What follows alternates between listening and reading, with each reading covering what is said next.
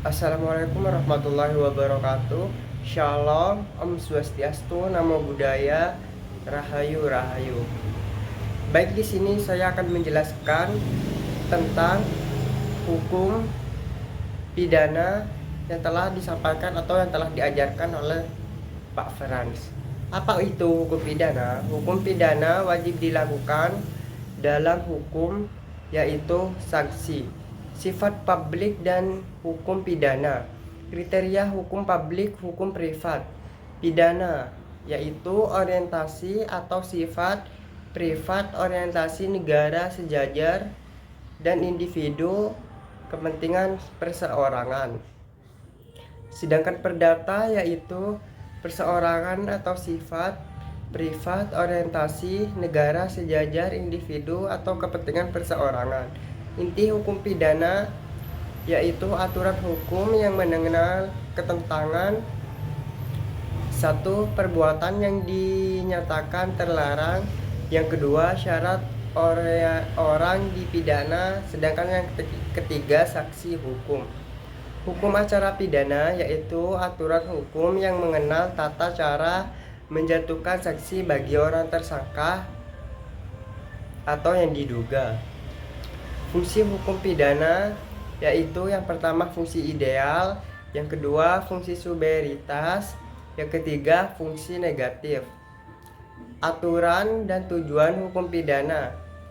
Yang pertama yaitu tujuan umum, melindungi kepentingan masyarakat dan pelanggaran yang dilakukan. Aturan tujuan pemindahan yaitu aturan klasik kesejahteraan seseorang demi melindungi masyarakat. Aturan modern yaitu berfokus kepada aspek kondisional yang berfokus kepada aturan. Aturan NPO klasik yaitu gambaran atau aturan atau klasik memperlihatkan aspek perbuatan. Jenis hukum pidana yaitu yang pertama material, membuat aturan yang menetapkan dan merumuskan perkataan. Sedangkan yang formil yaitu mengatur bagaimana negara dengan perantara. Nama lain hukum pidana yaitu material, KUHP formil. Hukum pidana umum memuat aturan setiap orang. Sedangkan hukum pidana khusus yaitu membuat aturan hukum pidana yang menyimpang atau yang menyimpang. Hukum pidana yang dikodifikasi yaitu KUHP, KUHPT. Berdasarkan tempat berlakunya hukum pidana umum yaitu yang dibantu oleh pembentukan. Sedangkan hukum pidana lokal yaitu dibentuk dan pembentukan di dalam daerah tersebut.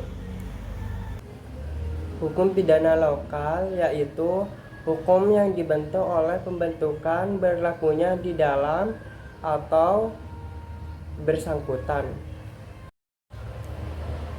Aturan umum tentang batas-batas berlakunya aturan pidana dalam perundang-undangan yang terdapat dalam pasal 1 ayat 1 yaitu yang berbunyi tiada satu perbuatan dapat dipidana kecuali atas kekuatan aturan pidana dalam perundang-undangan yang telah ada sebelum perbuatan dilakukan.